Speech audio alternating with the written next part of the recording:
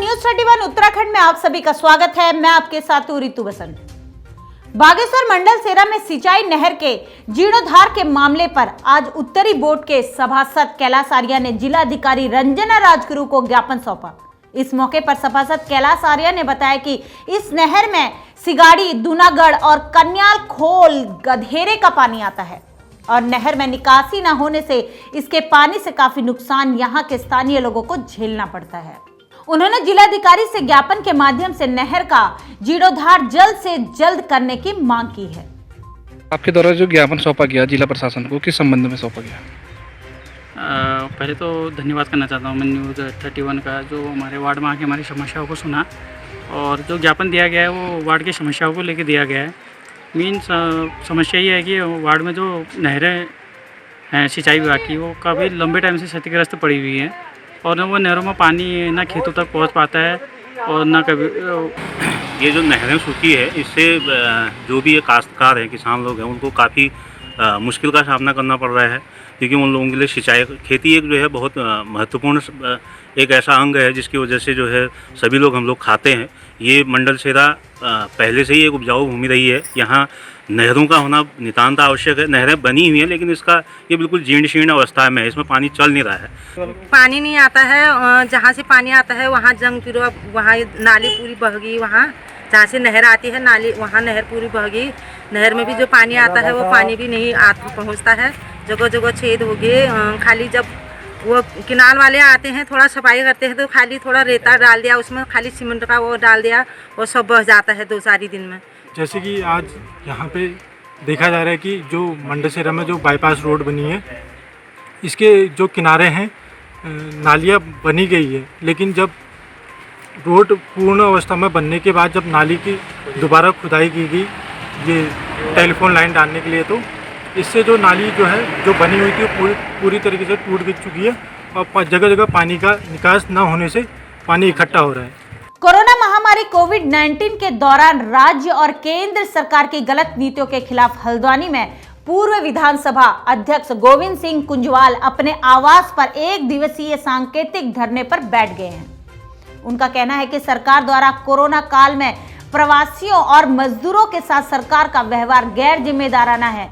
जहां सरकार एक तरफ कोरोना को लेकर बड़े बड़े दावे कर रही है, वहीं दूसरी तरफ आए दिन मजदूरों और प्रवासियों के साथ घट रही घटनाओं से सरकार की गैर जिम्मेदार कार्यों की पोल खुल रही है। देखिए, ये लॉकडाउन जो हमारे कोरोना के बीमारी के कारण देश में लागू हुआ, उस लॉकडाउन में सबसे अधिक परेशान अगर कोई हुआ है तो इस देश का मजदूर, इस देश का कामगार हुआ है। और सरकारों ने जिस उदासीनता से उनके साथ व्यवहार किया है, मैं समझता हूँ ये बहुत गंभीर बात है। आज 2 महीने लॉकडाउन को हो गए, अभी तक हम अपने मजदूरों को, अपने कामगारों को अपने गांव तक नहीं पहुंचा पाए। और मेरा तो ये मानना है कि लॉकडाउन लगाने की इनकी नीति गलत रही है। लॉकडाउन लगाने से पहले ये अनाउंसमेंट होना चाहिए था कि लॉकडाउन लगने जा रहा है, 1 हफ्ते पहले अनाउंसमेंट कर देते और सारी फैक्ट्रियां, सारे कारोबार को बंद करिए और जो काम करने वाले लोग हैं उनको घरों तक जाने दीजिए, जहाँ रहना है वहाँ चले जाएं। तो मजदूर उस समय अपने पैसों से, अपने मतलब सरकारी संसाधनों में जो गाड़ियाँ लगती थी उनसे अपने घर पहुँच सकते थे। अब ऐसा न करके, उसको इतना गोपनीय रख करके इन्होंने जो है मजदूर की ये स्थिति पैदा कर दी है। आज मजदूर पैदल चल रहा है, महिलाएं पैदल चल रही हैं, बच्चे को अटीचे में लेकर के आ रही हैं, गोद में लेकर के आ रही हैं और सड़कों में चलते चलते उनको रोक दिया जा रहा है। ट्रकों की भिड़ंत हो जा रही है, उसमें मर जा रहे हैं। हमारे इसी प्रदेश का एक गरुड़ का रहने वाला लड़का, बागेश्वर जिले का, उसकी हत्या हो गई, वो मर गया। तो ये स्थिति पैदा हो रही है। फिर उसके बाद जब घर पहुँच रहे हैं तो फिर उनको कोई देखने वाला नहीं है। वहीं जवाबदेही में यहां मोदी टिफिन आवंटन के दौरान भारतीय जनता पार्टी के सांसद अजय भट्ट ने कहा कि इस महामारी के समय में विपक्ष ने सरकार के कार्यों में सहयोग करना चाहिए, ना कि किए गए कार्यों की आलोचना करनी चाहिए। इस दौरान बीजेपी के कार्यकर्ताओं के द्वारा हल्द्वानी सुभाष नगर में मोदी टिफिन बांटे गए। बहुत अच्छा कार्य कर रहे हैं भारतीय जनता पार्टी के कार्यकर्ता एवं अन्य संगठनों के कार्यकर्ता, चाहे कोई भी हैं। मैं उनका शुक्रिया अदा करता हूं। मैं उनको भी वॉरियर्स मानता हूं, हैं ही वो भी, ये तपती धूप में वो आ रहे हैं, इसीलिए मुझे भी अपने को रोक नहीं पाया। हम सब लोगों ने कहा कि इनको बधाई देने जाना चाहिए, उत्साहवर्धन करना जाना चाहिए। आज 50वें दिन मोदी टिफ़िन जो बांट रहे हैं, ये ऐतिहासिक काम है। 50 दिन तक 2-2 हज़ार 2,500 हज़ार प्रतिदिन के पैकेट एक स्थान पर बांटना, फिर दूसरे स्थान पर बांटना, फिर अगले स्थान पर बांटना, ये कोई छोटी बात नहीं है, बहुत बड़ी बात है। इसलिए मैं सब कार्यकर्ताओं को बधाई देता हूं और उन संस्थाओं को बधाई देता हूं जो रात दिन इस तरह का काम कर रहे हैं। जो राज्य सरकार हमारी रात दिन काम कर रही है, केरल से भी ट्रेन आ रही है, जगह जगह से ट्रेन आ रही है। 2 लाख के लगभग रजिस्ट्रेशन हुए हैं, क्या एक रात में आ जाएंगे? और जो वहाँ से मजदूर पैदल चल रहे हैं, उन बेचारों का कोई दोष नहीं है, वो घबरा गए। जो विपक्ष के लोग हैं, इन लोगों ने जगह जगह अफवाहें फैलानी चालू कर दी। जो भाग सकते हो तो भागो, जो जा सकते हो तो जाओ, पता नहीं क्या हो जाएगा। इस तरह से जहाँ जहाँ विपक्ष की सरकारें थी, उन्होंने बहुत गलत काम किया है और वो अफवाह सभी जगह फैल गई बाद में। वहीं बागेश्वर में बाहर से आ रहे प्रवासियों के स्वास्थ्य परीक्षण को लेकर मुख्य चिकित्सा अधिकारी BS रावत ने बताया कि बाहर से आ रहे लोगों की स्क्रीनिंग को लेकर स्वास्थ्य विभाग की पूरी टीम बनाए गए सेंटर पर काम कर रही है। वर्तमान में होम क्वारंटीन में 8,227 लोग रखे गए हैं और संस्थागत क्वारंटीन में 28 लोगों को रखा गया है। से आने वाले पैसेंजरों के लिए जो हमारे ज़िले के अंदर 3 मतलब एंट्री पॉइंट हैं, एक तो झिरौली काफलीगेर में, एक कौसानी में और एक सिरकोट ग्वालदम वाले में।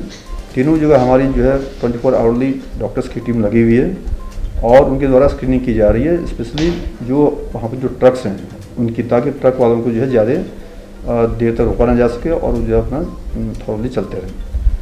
इसके अलावा जो है बिलौना जो बस अड्डा है, बस अड्डे में हमारे 24/7 3 पाली में जो है 3-3 टीमें लगी हुई हैं।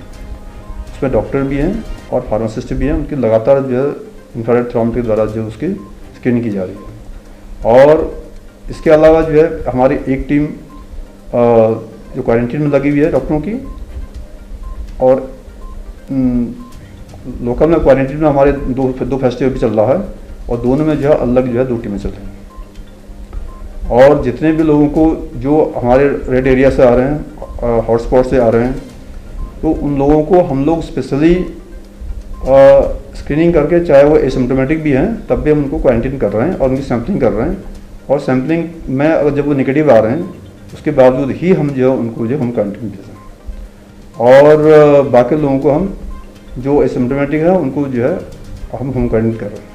बागेश्वर जनपद में आंधी और ओलावृष्टि से बर्बाद हुई फसलों व किसानों की समस्याओं को लेकर कृषि विभाग के द्वारा जांच कार्य शुरू हो गया है। यहां बागेश्वर के मुख्य कृषि अधिकारी विजय प्रकाश मौर्य ने बताया कि जनपद में पिछले दिनों हुई बारिश और तूफान से किसानों की फसलें बर्बाद हुई हैं। इसके लिए विभाग के द्वारा कृषि क्षेत्रों में जाकर प्रभावित फसलों की जाँच की जा रही है। जाँच के आधार पर ही मुआवजे की प्रक्रिया की जाएगी। बारिश के कारण जो फसलों का नुकसान हुआ था उसमें आपकी किस तरीके की प्रोसेस चल रही है और किस तरीके से मुआवजे की जो प्रोसेस होगी वो उसको आप किस तरीके से देखेंगे? देखिए, जो बेमौसमी बारिश बीच बीच में हो रही थी उसमें पूरे बागेश्वर में 1149.22 हेक्टेयर में प्रभावित क्षेत्रफल था जो फसलों का। लेकिन अब आप ये समझिए कि लगभग 90% फसलें कट चुकी हैं, जो क्रॉप है। बाकी जो उद्यान विभाग का जो साग सब्जियों का जो नुकसान था 189 हेक्टेयर था, ये प्रभावित क्षेत्रफल था। लेकिन 33% सारे क्षेत्रफल कम है। ये गरुड़ में जगह है मजकोट, जहाँ पर लगभग 2.5 हेक्टेयर का नुकसान हुआ, वो 55% से ज़्यादा है। तो उसमें किसानों का जो नुकसान हुआ उसका मुआवजा बनता है। तो अब हमने वो कृषि निदेशालय को भेज दिया है अपनी रिपोर्ट। अब वहाँ से जो निर्देश मिलेंगे उस पर कार्रवाई की जाएगी।